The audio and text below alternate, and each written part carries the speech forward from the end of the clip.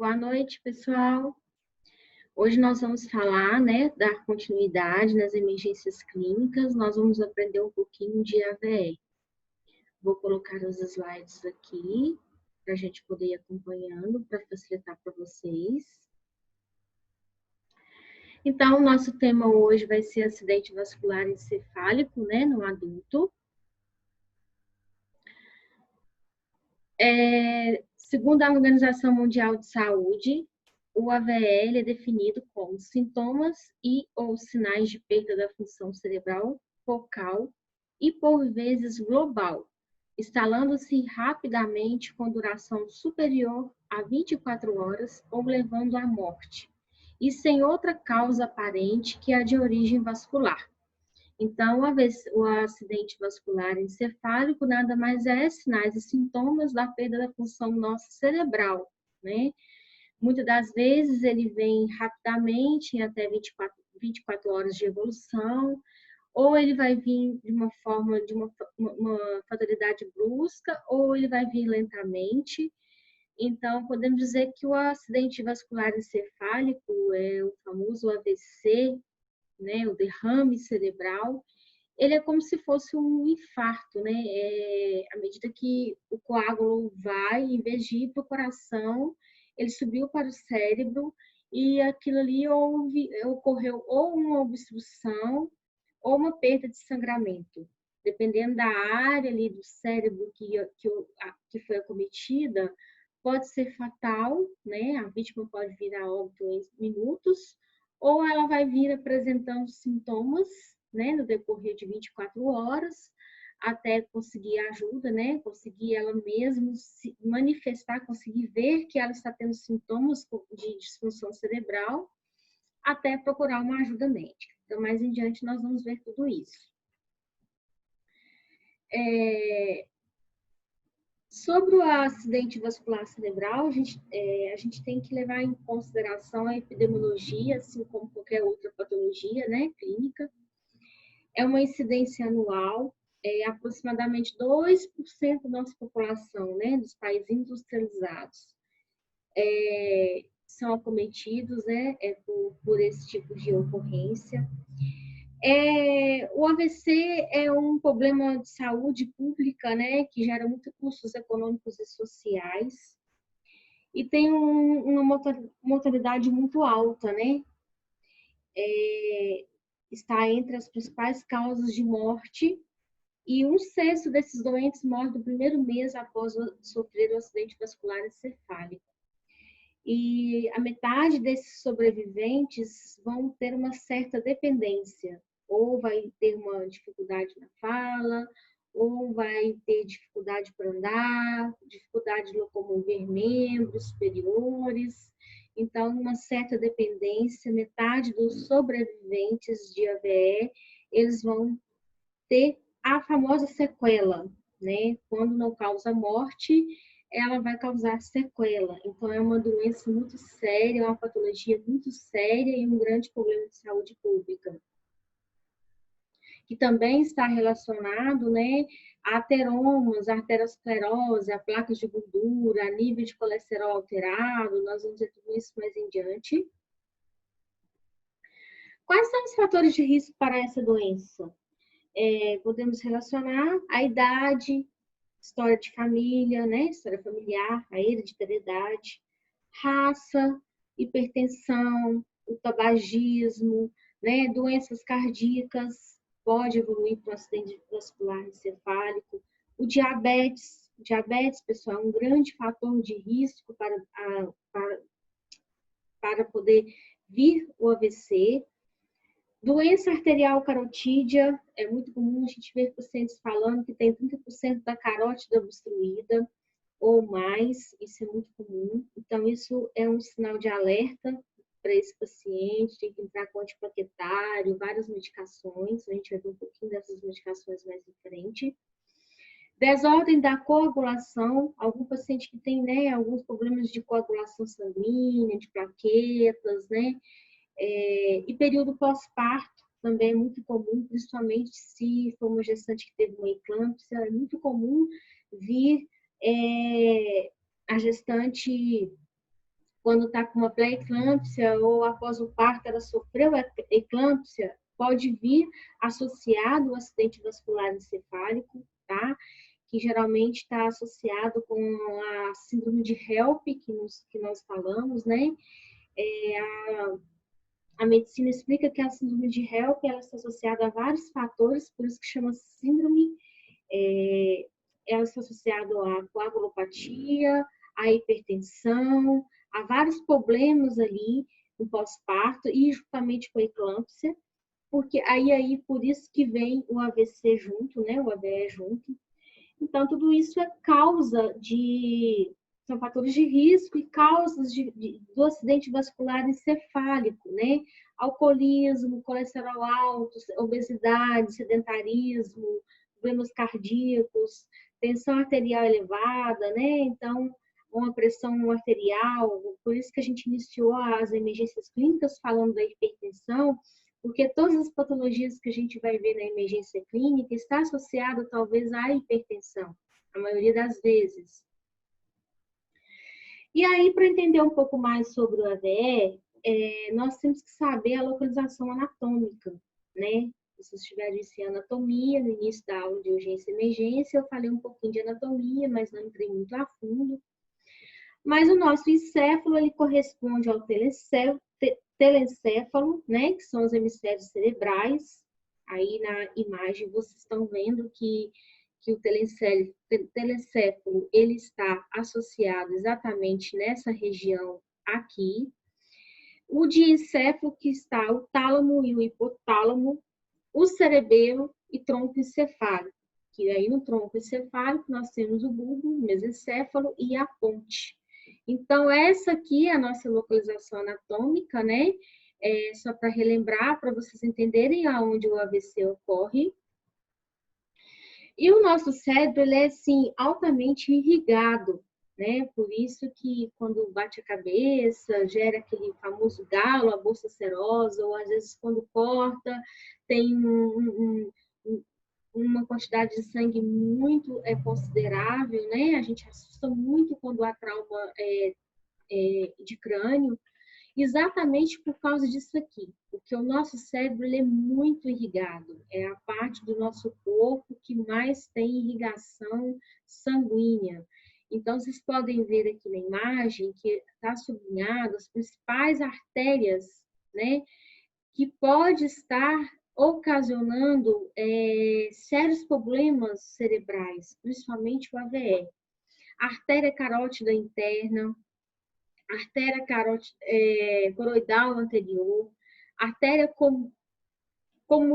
comunicante posterior, artéria cerebral posterior. Então, são artérias principais, mais importantes, que podem, quando ocorre uma certa, ou uma isquemia, ou uma hemorragia, né, um trombo parou ali, geralmente é fatal, tá? Então, isso aqui é para vocês entenderem um pouco da nossa irrigação do crânio. Isso é muito importante a gente ter essa noção, porque quando a gente vê um paciente com sintomas neurológicos, déficit neurológico, nós temos que tentar, né, atender essa vítima rápido, saber o que está acontecendo com essa vítima, para poder essa vítima ter uma chance de sobrevida. E aí temos que saber também o que cada região, né, do nosso cérebro é responsável, a função de cada região.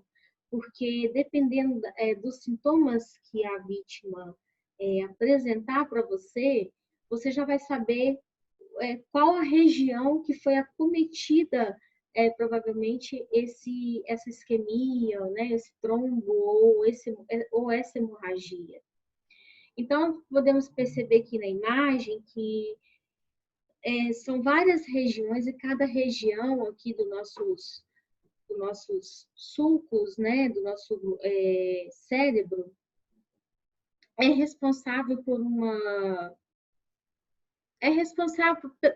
pelos nossos sinais vitais, né, o que nos apresenta o motivo de eu estar aqui falando com vocês, a gente está, né, no dia a dia, ativo, trabalhando. Então, vocês percebem aqui na imagem que essa região posterior do nosso crânio, né, região occipital, ela é responsável pela visão, né, movimento visual. Vocês podem ver que pelo o bulbo aqui, né, a parte anterior aqui do cérebro, mais assim na região da nuca, é a compreensão das palavras, né? Aqui é responsável pelo ciclo de sono, da vigília, do controle geral, da excitação. E assim como as outras partes têm as suas responsabilidades, né?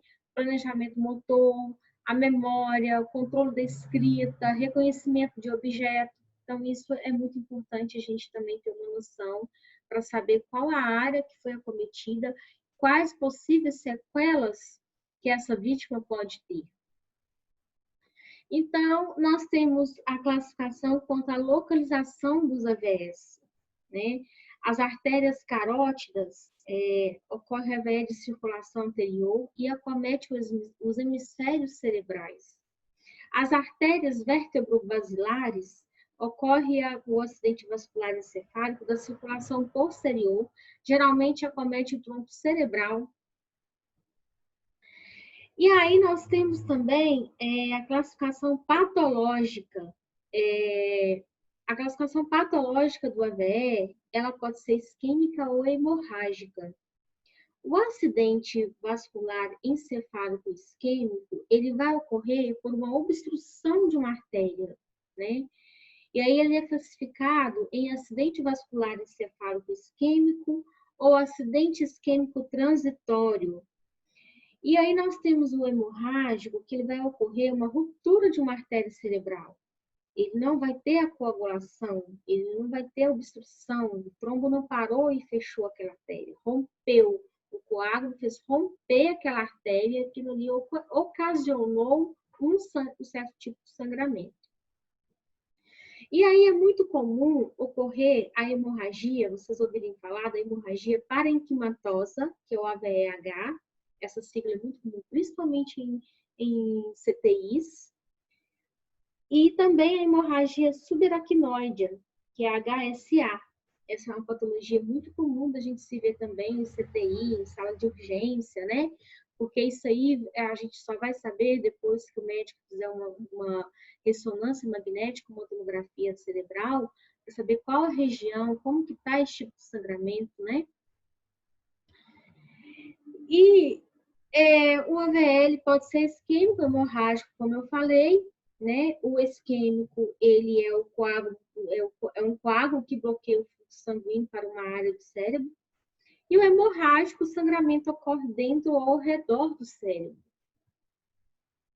O AVC isquêmico corresponde a 80% dos AVS, tá? 80% dos pacientes que sofrem esse tipo de patologia é isquêmico. Ele pode ser classificado, como eu disse anteriormente, no AIT, que é o acidente isquêmico transitório, no AVC, no acidente vascular encefálico transitório, ele pode ser isquêmico trombótico ou isquêmico embólico. Então, isso aí é somente neurologista, depois dos exames, que vai conseguir ver realmente qual o diagnóstico desse paciente. E aí, o AVS isquêmico transitório, geralmente a duração dos sintomas é menor que 24 horas, geralmente menor que 1 hora. É muito comum o SAMU ser acionado por uma vítima que perdeu a fala, que teve uma sudorese e perdeu o movimento do braço. E quando a equipe chega até o local, às vezes esse movimento, essa fala já voltou, já se retornou. Eu já atendi muito isso. Então, às vezes, esses sintomas, eles duram geralmente de 20 a 30 minutos. A pessoa, ela fica sem falar, às vezes não perde fala, mas ela sofre uma certa paralisia, né? Uma hemiplegia, um lado dela fica todo esquecido, formigando, né? Com paresias. E aí, o que acontece? Geralmente isso ocorre porque houve, né? Aconteceu que o trombo ele chegou até ali naquela região cerebral, ele obstruiu aquele canal que vai passar a circulação sanguínea, a oxigenação, então a pessoa teve aqueles certos tipos de sintomas. Só que ele não obstruiu totalmente aquela artéria. Então, essa vítima ela conseguiu voltar à fala, voltar a movimentar, perdeu a sudorese, né? Teve melhora daquele quadro. E aí, esse AVE isquêmico transitório, ele não tem evidência nenhuma de infarto isquêmico agudo, tá? É através do exame de imagem que o médico vai dar diagnóstico. Geralmente, nas tomografias cerebrais, não mostra nenhum tipo de êmbolo ali, nenhum tipo de isquemia naquela região ali cerebral. Então, nesse caso, quando não mostra para o médico aquela isquemia, não mostra nada necrosado ali, aquele infarto ali naquela região do cérebro, ele vai dar-se ao nome daquele AVE isquêmico transitório. Então, o paciente vai ser tratado com medicações, cada tipo de isquemia ela é tratada da forma, né, de acordo com a patologia, se essa isquemia veio proveniente de uma hipertensão, de um diabético, né, se é de uma arteriosclerose, né, ou se é devido a um aumento de colesterol, então isso tudo tem que ser avaliado. O AVE isquêmico trombótico, ele equivale à maior parte dos AVEs isquêmicos. É o AVE mais comum, tá? A arteriosclerose dos vasos cerebrais vão causar estreitamento e agregação plaquetária, formando coágulo sanguíneo que pode ocluir as artérias cerebrais, interrompendo o fluxo de sangue para as áreas irrigadas por essas artérias. Então, geralmente, é o tipo de AVE mais comum, é quando faz a tomografia e ali o médico consegue ver a presença de coágulos obstruindo, né? A obstrução da artéria ali, certo tipo de sangramento obstruído ali, pequenas obstruções dessas artérias pela tomografia. Então, esse o AVE isquêmico trombótico, ele é o mais comum dos isquêmicos. E aqui na imagem, vocês podem ver que a gente tem um ictus, que a gente fala, a parte do cérebro, né? Que no caso é essa aqui meio azulada, ela ficou sem oxigenação, né? Então, ela não foi mais irrigada pelo sangue, né? Aqui ocorreu uma obstrução, perdeu a irrigação sanguínea, né, da artéria, e aí, né, essa irrigação ali ocasionou aquela isquemia. Então, o coágulo, ele impediu a circulação do sangue e ocasionou, né, a obstrução dessa artéria por um coágulo. E aí o AVE isquêmico embólico, o trombo que obstrui a artéria proveniente de uma área fora do encéfalo. Geralmente, esse trombo ele vai vir ou do coração ou da via aorta, tá? É que eu falei, o AVE isquêmico embólico, ele é proveniente de uma patologia primária, tá?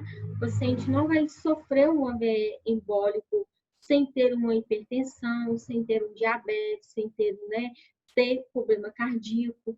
Então, ela é proveniente de uma primeira patologia, de uma comorbidade. Geralmente a gente fala comorbidade, esse paciente ele já sofreu esse AVE proveniente dessa comorbidade.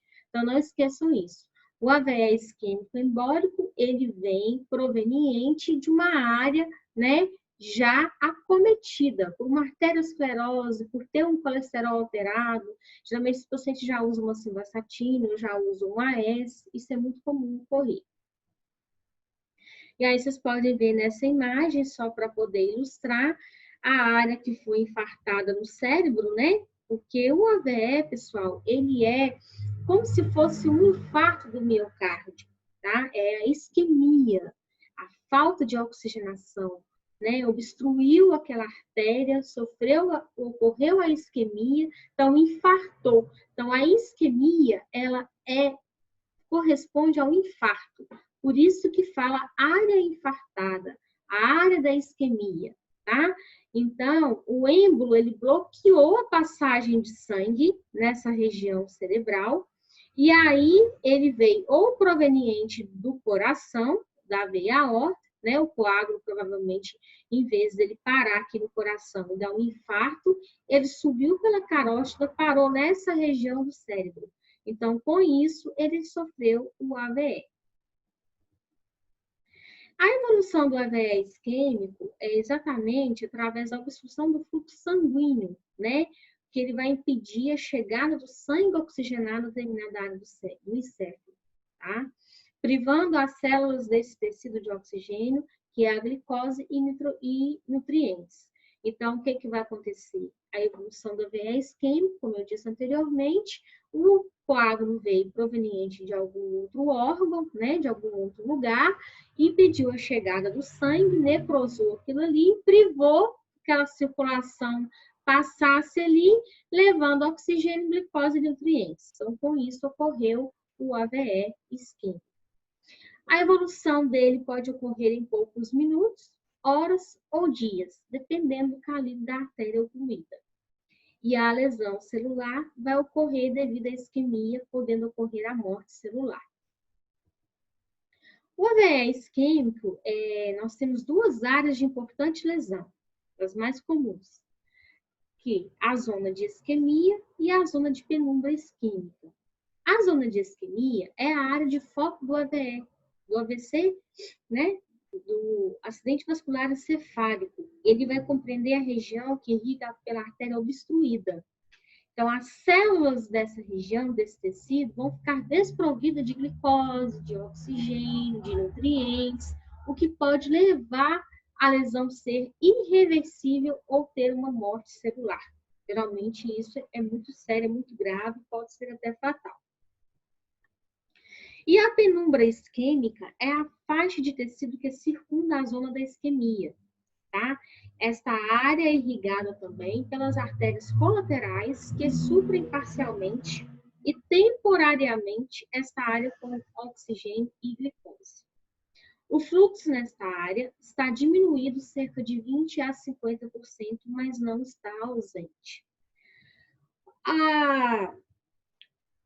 A zona de isquemia está totalmente ausente desse fluxo sanguíneo. Já a penumbra isquêmica vai estar simplesmente diminuída esse fluxo sanguíneo. Por isso que chama penumbra isquêmica, tá? Quando vocês ouvirem falar em penumbra, quer dizer que ainda está ocorrendo uma irrigação sanguínea naquela região que infartou, porém tem ainda um volume de sangue ocluindo, né? Circulando ali. Por isso que ele não foi mais grave. Não foi a isquemia, né? Aquela zona isquêmica total.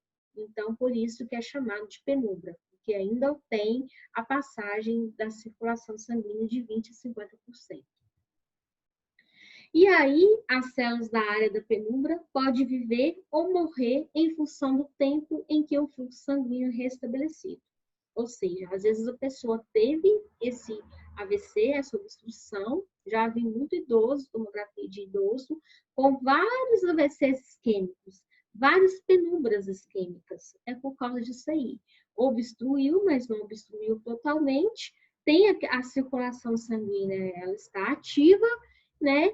E ele não teve perda de células suficiente, né? Importante para poder ter algum tipo de sequela. Isso às vezes até é fisiológico, é muito comum isso ocorrer, já vi muito neurologista falar disso, que a penumbra isquêmica às vezes ela é até fisiológica devido à idade, à medida que a gente vai envelhecendo, o nosso organismo vai envelhecendo, nossos órgãos vão envelhecendo, e aí pode ocorrer no cérebro essas penumbras isquêmicas como se fosse no intestino, que são as diverticulites, né, aqueles buraquinhos, que é o envelhecimento do nosso intestino. Então, estudos mostram que caso o fluxo normal não seja restabelecido, dentro de 2 a 3 horas, a área de penumbra pode se tornar em área de infarto.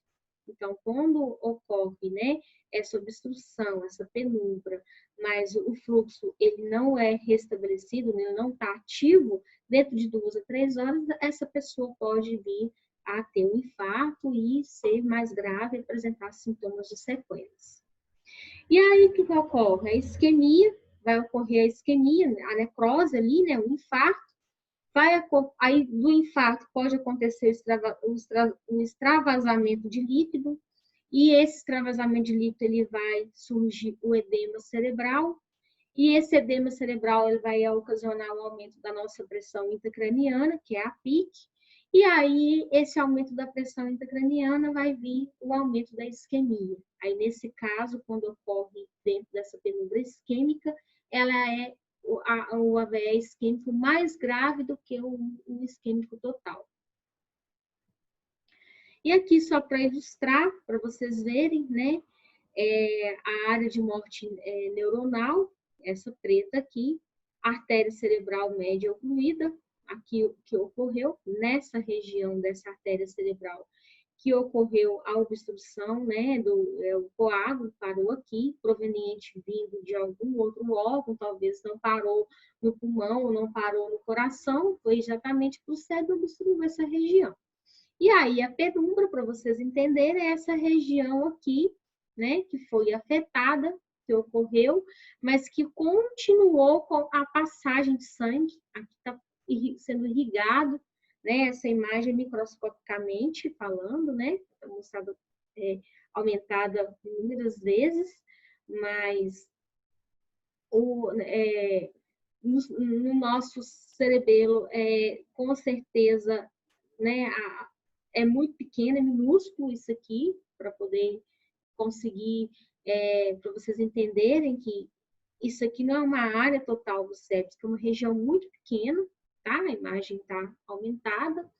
Então, a penumbra é isso aqui, o cérebro ele teve essa obstrução, mas ainda tem a passagem sanguínea de 20% a 50%, por isso que tem uma parte mais clara, normal do cérebro, e aqui seria o sangramento que se acumulou. E aí, caso, né, contrário, que nós vimos aqui anteriormente, a isquemia extravasou o líquido, né? Do líquido veio o edema cerebral, do edema cerebral o aumento da nossa pressão intracraniana, e aí depois o aumento da isquemia. E o aumento da isquemia vai gerar essa área de morte neuronal.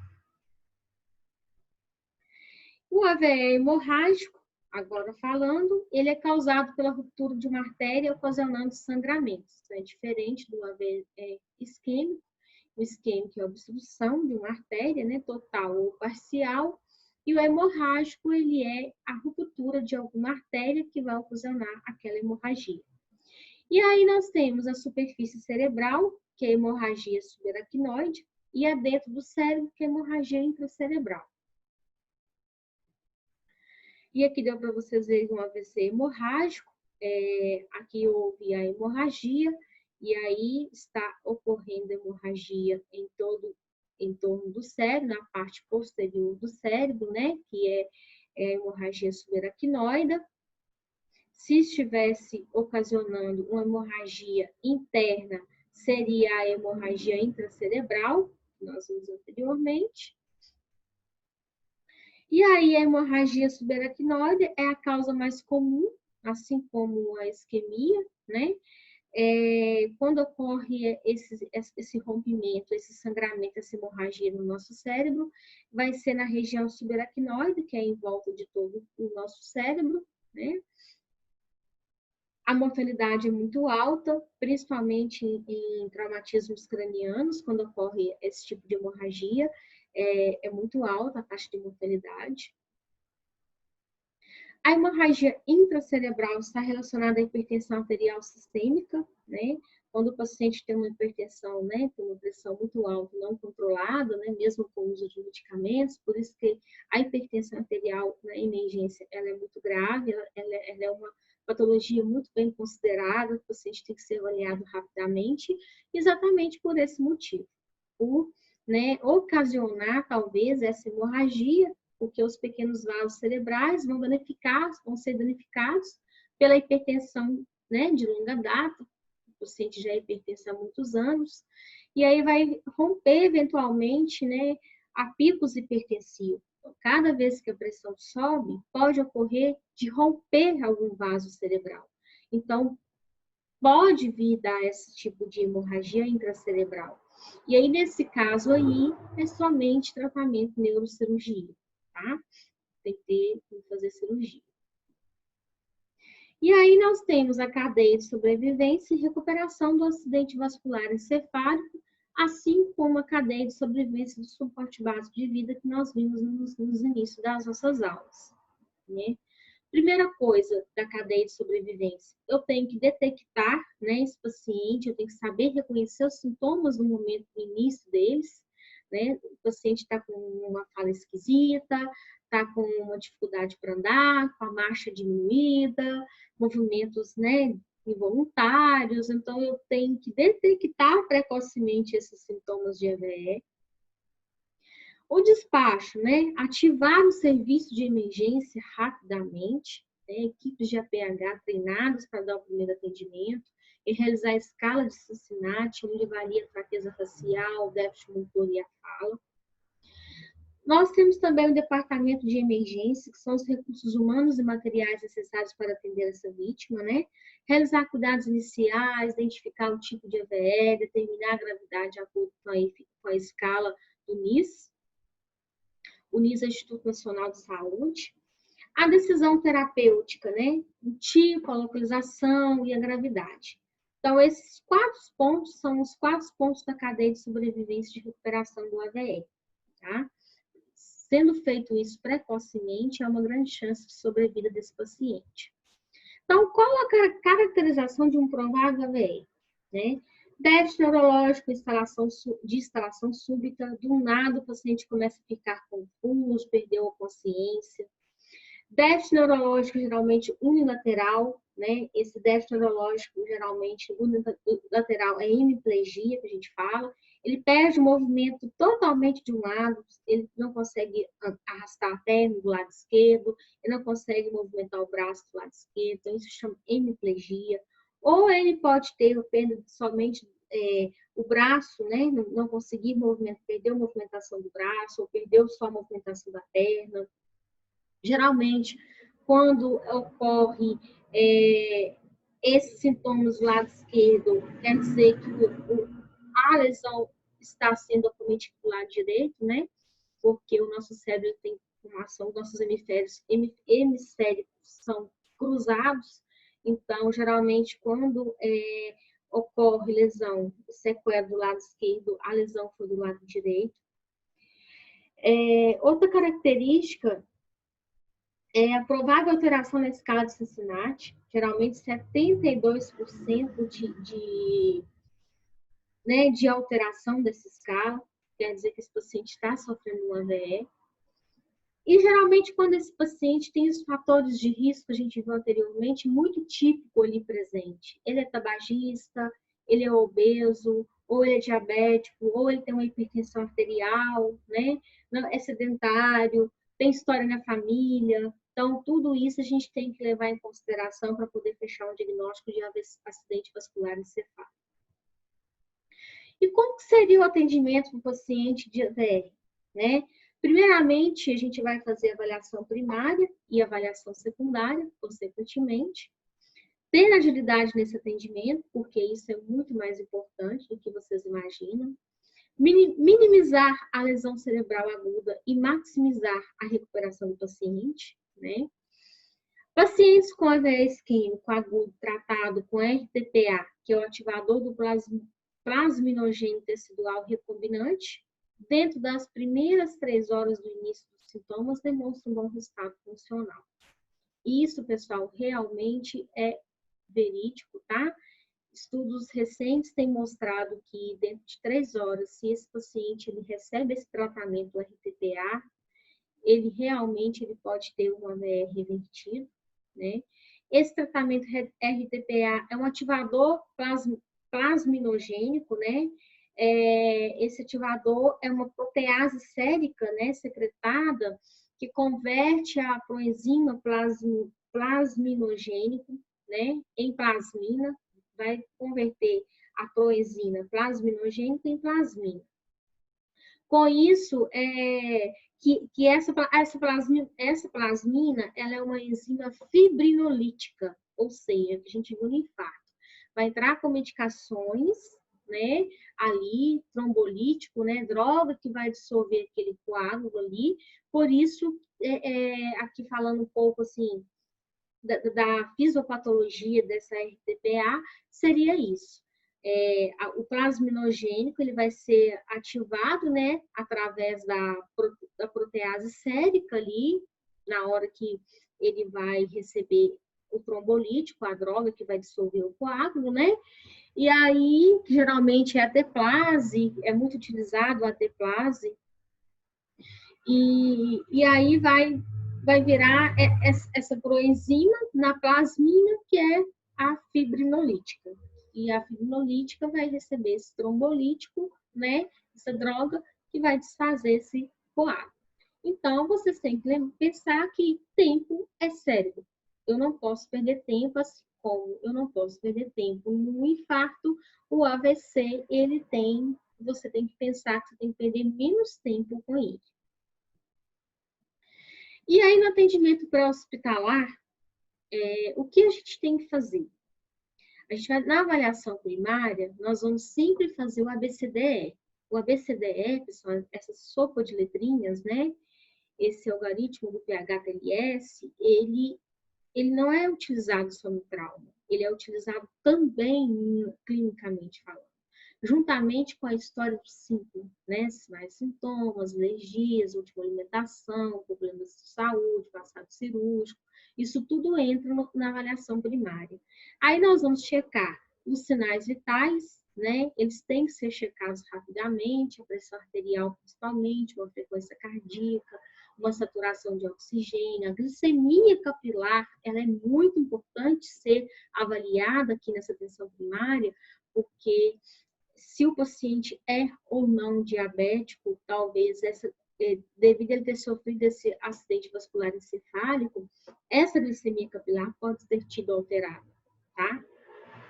E, se possível, precocemente, um eletrocardiograma, que é o ECG, e a escala de Goma de Glasgow, que também vai entrar juntamente nesses sinais e sintomas, né, nessa avaliação primária, juntamente com os sinais e sintomas. Na avaliação secundária, vai entrar a escala de Cincinnati, que nós vamos ver ela resumida mais na frente, e a história pregressa desse paciente.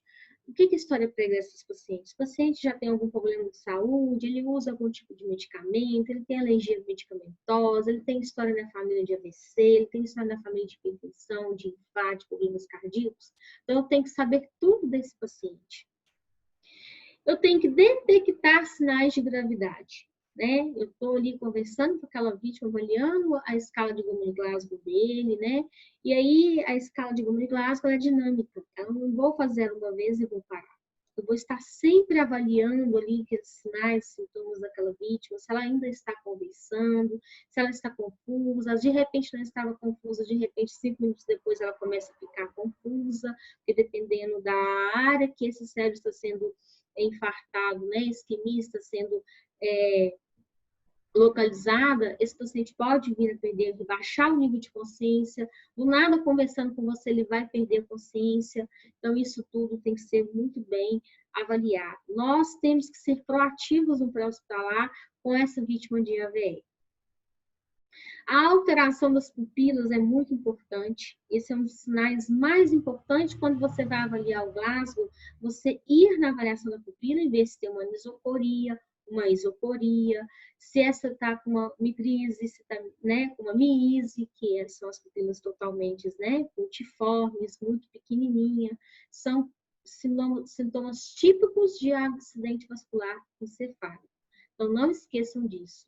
Além de sinais vitais, escala de Goma de Glasgow, observar rebaixamento de nível de consciência e não esquecer de avaliar a pupila desses pacientes, porque a pupila ela é o principal fator de atendimento que vai me dar na hora o diagnóstico se o paciente está sofrendo acidente vascular encefálico.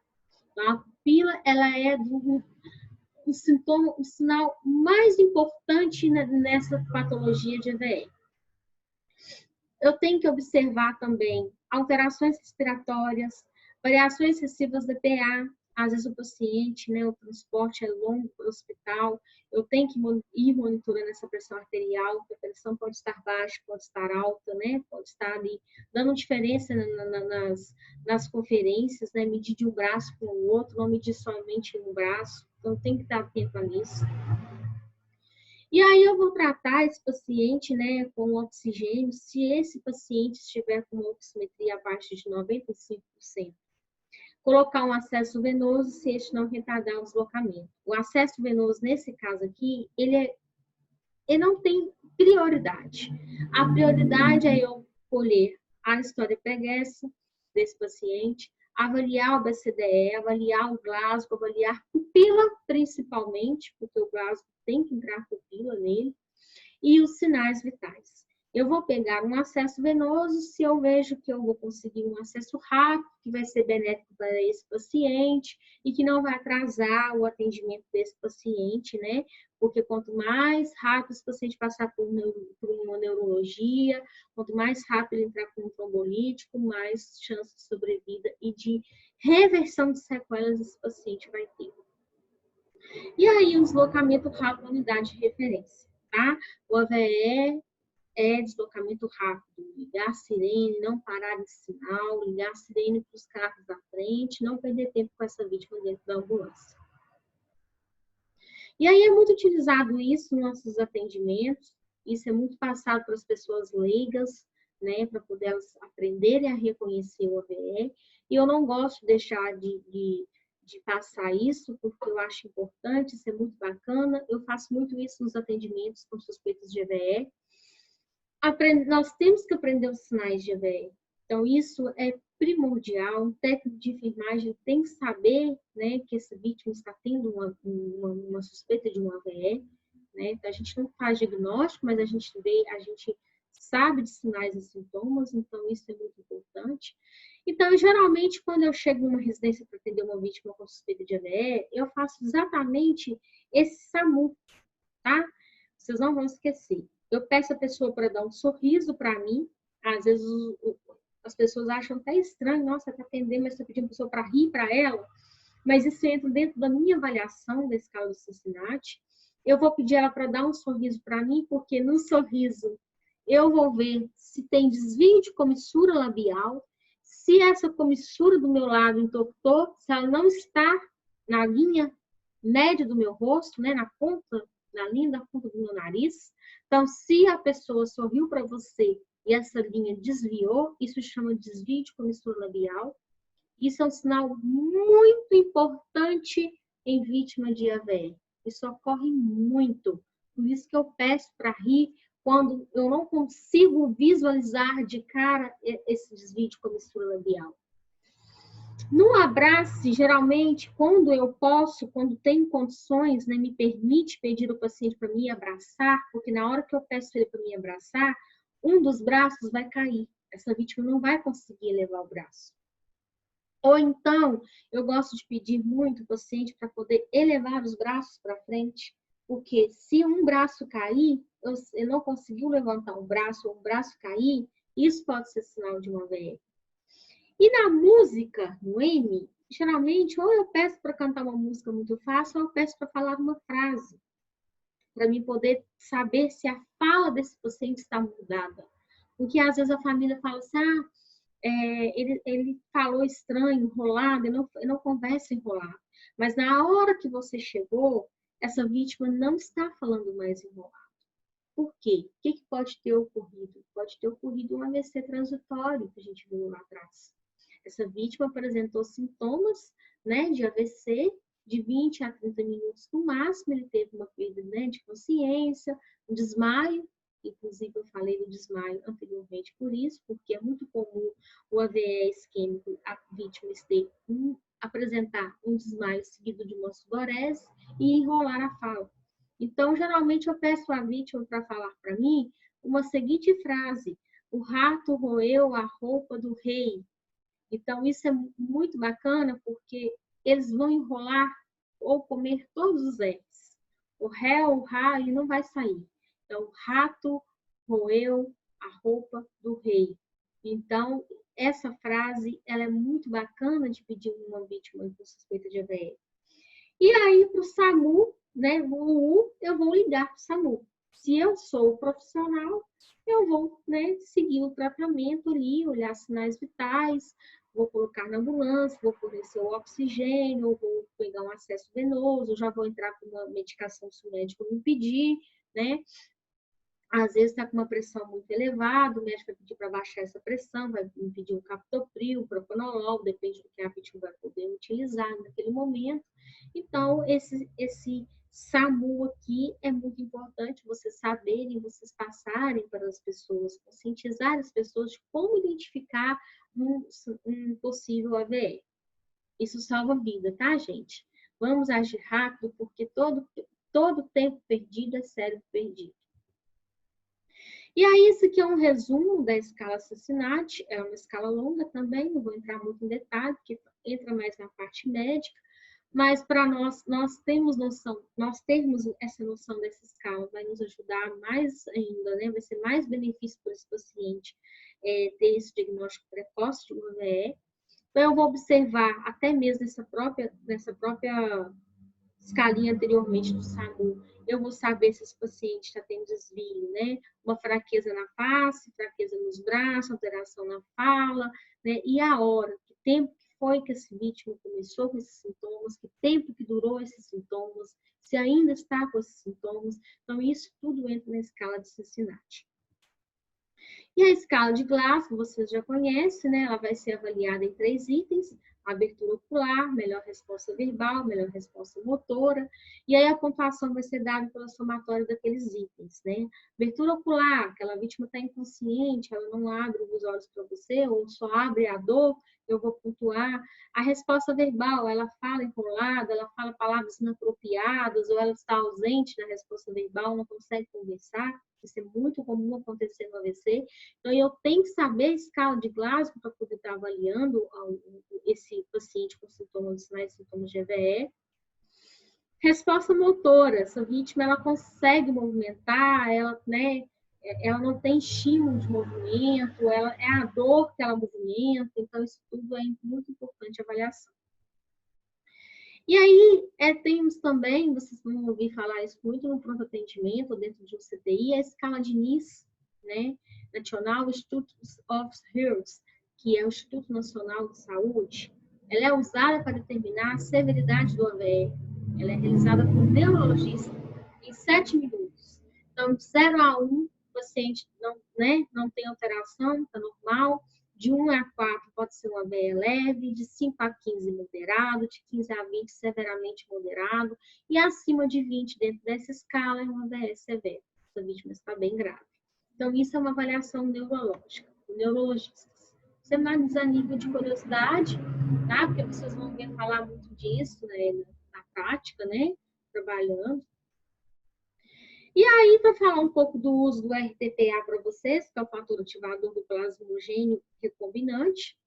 Hoje, graças a Deus, o SAMU da nossa região, ele que faz esse tratamento. Quando tem um paciente, né, numa sala vermelha, com todas essas indicações desse trombolítico, o SAMU é o único serviço que tem a Aterplase. É uma medicação muito cara, ela custa mais de R$23 mil.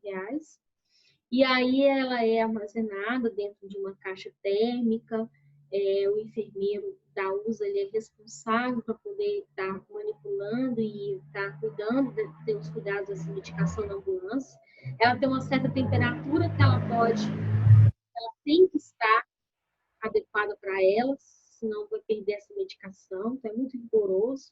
Então, graças a Deus, hoje o SAMU ela é muito utilizada em vítimas, né, de infarto, utilizado em vítimas de EVE, principalmente, né, quando indicação mesmo. E aí nós vamos ver que agora as indicações do uso desse trombolítico, né, desse ativador plasminogênio, que é o paciente que sofreu um AVE isquêmico em maiores de 18 anos, quando o início dos sintomas é menor que 4 a 5 horas, tá? De 4 a 5 horas que é indicado. Se passou de 5 horas com sintomas, não é mais indicado o uso desses trombolíticos.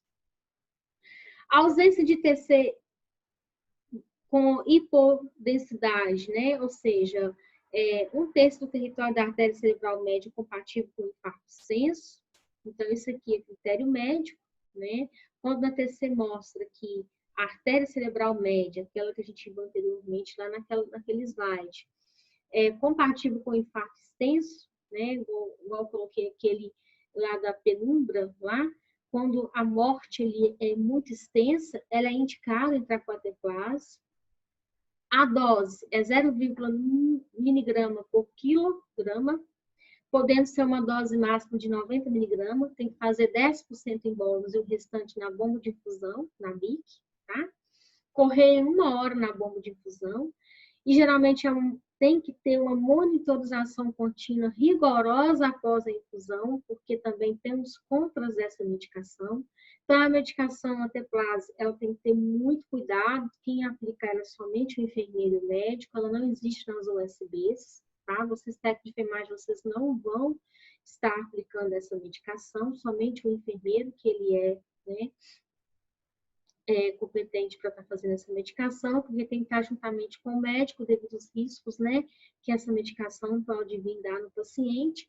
Então, isso aqui é para vocês entrar na patologia, para vocês sempre saber que existe isso é muito importante, até para vocês, quando vocês verem algum paciente com sinais, sintomas, né, ou que seja na rua, que seja em alguma residência, que seja na própria casa de vocês sabem que existe o tratamento para essa patologia.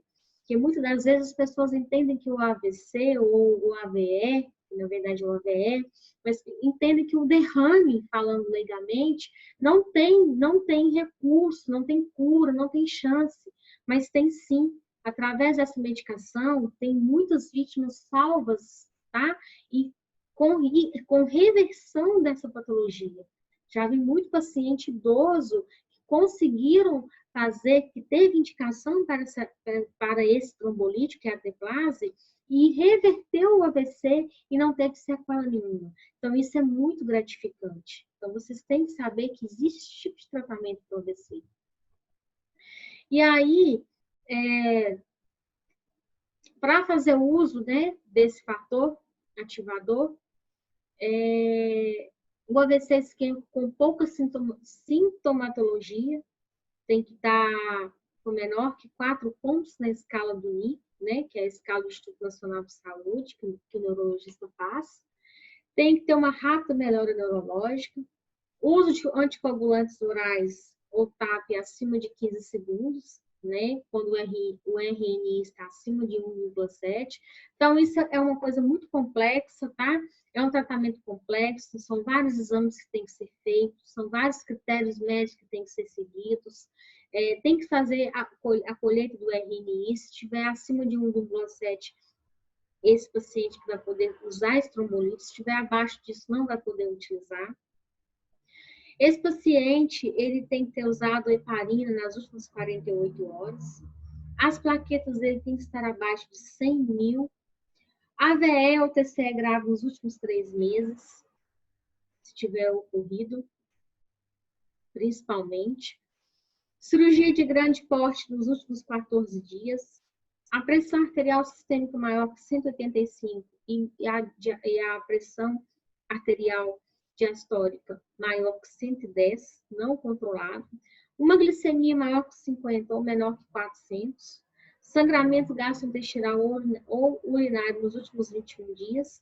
IAM recente, um caso ficou controverso, né? O paciente teve IAM e ele reverteu.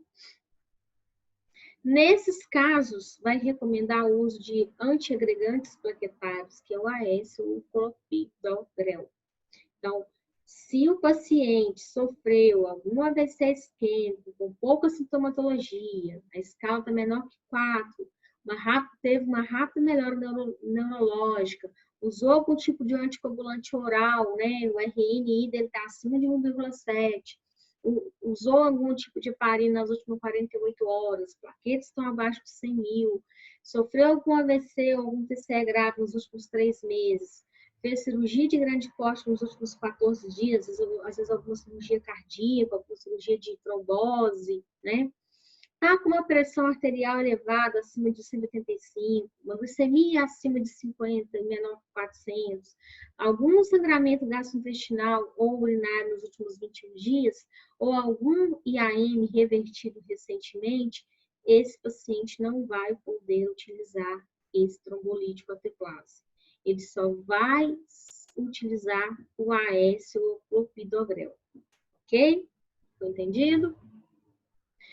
E aí, na abordagem da vítima de AVE, é muito importante o envolvimento da equipe de atendimento em urgência pré-hospitalar e hospitalar integradas e treinadas. Então, nós temos que estar muito atentos a essas vítimas, temos que ser proativos, temos que estudar sobre AVCs, para poder vocês saberem, né, e abordar essa vítima rapidamente, porque isso é um grande ganho para esses pacientes. Então, o tratamento do paciente e sua reabilitação exige o empenho das equipes multidisciplinar, não só nós técnicos, mas como dos enfermeiros, dos médicos, até do condutor, e dentro do intra-hospitalar de toda a equipe, né, que estiver lá, da fisioterapia, inclusive, também. O trabalho das equipes de atenção básica, principalmente sobre prevenção e controle dos fatores de risco, se mostra fundamental na diminuição da morbidade e mortalidade por AVE. Então, pessoal, a atenção primária, né, os PSFs, são muito importantes quando se fala de prevenção, é a única unidade de porta aberta de saúde que vai prevenir qualquer tipo de patologia, assim como não somente o AVE, tá bom? E aí, turminha, por hoje é só isso, foi muito rapidinho a aula, né? Hoje eu resolvi falar somente do AVE, porque eu acho que se misturasse o AVE com uma crise convulsiva ia ficar muito tenso o tema. Vou enviar exercícios para vocês, então não enviei, porque as aulas estão muito explicativas. Eu gostaria de deixar aqui para vocês que estou à disposição no meu WhatsApp, no nosso grupo da sala. Se vocês quiserem tirar dúvidas dessas aulas no meu grupo, também pode. Às quartas-feiras eu vou estar entrando no site do Teorema, para se vocês quiserem deixar perguntas, eu vou esclarecendo, vou tirando todas as dúvidas de vocês, tá? E aí eu gostaria de finalizar com essa frase: buscar o Senhor enquanto se pode achar, invocar enquanto está perto. Ok? Não deixe de ter fé, de coragem, de sabedoria, de orar, para logo, logo isso tudo passar e nós podemos estar juntinhos e poder abraçarmos todo mundo e seguirmos a nossa vida em frente. Então, sintam-se meu grande beijo, meu grande abraço virtual. Fiquem todos com Deus e muito obrigada.